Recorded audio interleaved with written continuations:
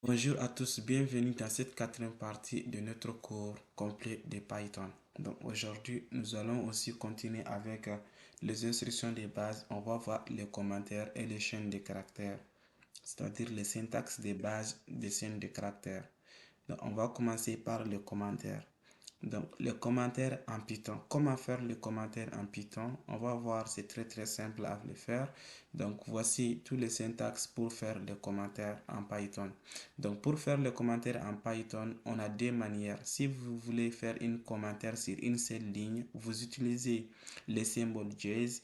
Et si votre commentaire n'est pas une seule ligne, ne suffit pas pour votre commentaire, ok, vous allez utiliser de multilignes. Donc pour cela, il faut utiliser des doubles griffes 3 fois avant et après votre commentaire ou encore des simples griffes 3 fois avant et après votre commentaire.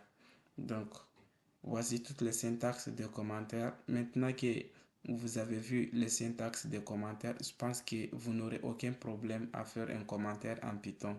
Après les commentaires, on a les chaînes de caractères qu'on appelle les strings ou str. Donc, les notions de base à connaître sur les chaînes de caractères, puisque on va utiliser les chaînes de caractères durant toute cette formation, on va vous montrer d'abord les 4 manières de créer une chaîne de caractères en Python. Donc, on appelle string en anglais. Donc, les syntaxes de base sont quoi? Donc, vous avez, par exemple, pour écrire une chaîne de caractères, il doit être toujours à l'intérieur des griffes. Donc, ces griffes peuvent être des griffes simples comme ça ou encore des griffes triple avant et après comme ça. Donc, à l'intérieur, vous allez mettre votre texte. Ou encore, les deux autres manières sont, par exemple, vous pouvez utiliser des doubles griffes simples comme ça, avant et après, ou encore des doubles griffes 3 fois, ok, avant et après votre chaîne de caractères. Donc, ces 4 syntaxes fonctionnent, ok, sur toutes les chaînes de caractères, que ce soit si vous voulez créer une chaîne de caractères ou encore un texte. Donc, ça fonctionne ça fonctionne sur n'importe quelle chaîne de caractères. Donc, on va voir juste une petite explication de cette partie qui est très importante. Donc, on va le voir.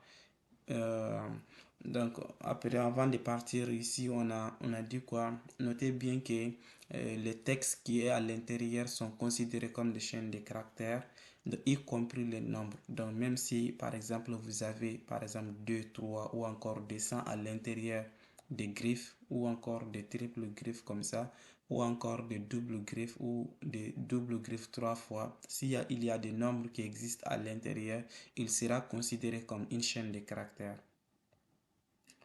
En plus de ça, il y a une petite détail à connaître avant de partir. C'est quoi? Donc, ici, vous voyez que on a une chaîne de caractères qui est entre les simples griffes, mais on a une apostrophe qui est ici. Donc, si vous avez une apostrophe à l'intérieur de votre chaîne de caractères, il ne faut jamais utiliser les mêmes apostrophes à côté, ok, avant et après de votre chaîne de caractères, sinon vous aurez une erreur. Sinon, si vous utilisez les 3 syntaxes qu'on a vu, donc tout fonctionne. Donc, ça veut dire quoi? Ça veut dire qu'il faut éviter d'utiliser des griffes lorsque vous avez des apostrophes à l'intérieur. Par exemple, on a 7 cas, vous avez 3 griffes avant et après votre chaîne de caractères, mais à l'intérieur de votre chaîne de caractères, vous avez aussi, ok, une partie qui contient 3 griffes comme ça. Donc, il faut éviter, il ne faut jamais utiliser, quand je dis jamais, donc ça va être un peu abusé, donc, mais il ne faut pas utiliser des griffes 3 fois à côté de votre chaîne de caractères, puisque Python ne sait pas, il doit choisir cette partie pour la chaîne de caractères, ou bien il doit choisir cette partie de chaîne de caractères. Donc, il va choisir la première partie et il va mettre la deuxième partie en erreur. Donc, vous aurez une erreur.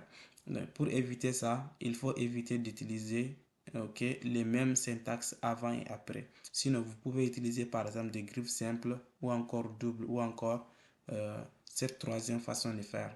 Donc, la même chose la même logique va être répétée pour toutes les autres. Par exemple, ici, on a des doubles cotes qui entourent notre chaîne de caractères et qu'il y a des doubles cotes qui est à l'intérieur de notre chaîne de caractères.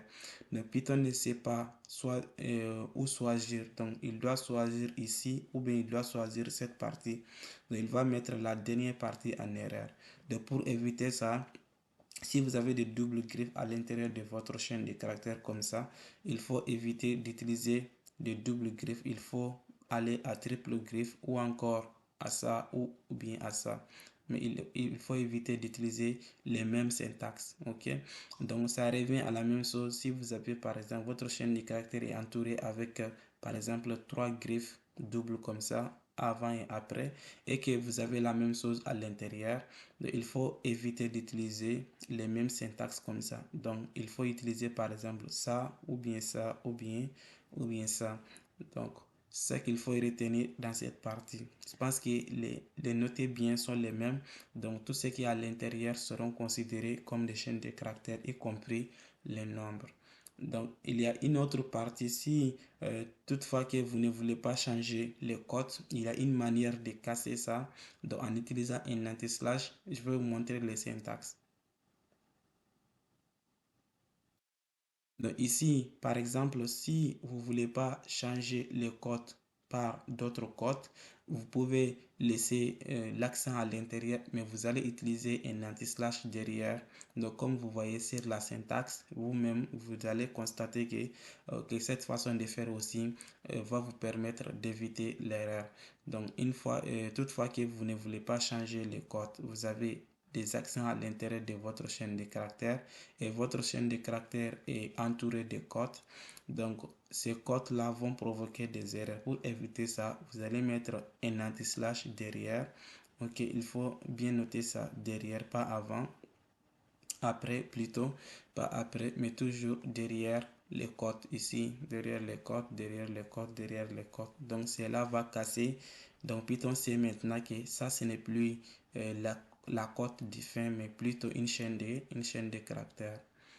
Ok, donc c'est tout ce qui a expliqué ici sur les commentaires et les chaînes de caractères, les syntaxes de base. Donc, on va utiliser ces syntaxes jusqu'à la fin de cette formation. Donc, soit on va utiliser des griffes simples, doubles, triples ou encore simple, double comme ça ou encore simple, triple comme ça. Donc, merci, c'est la fin de cette partie et à bientôt.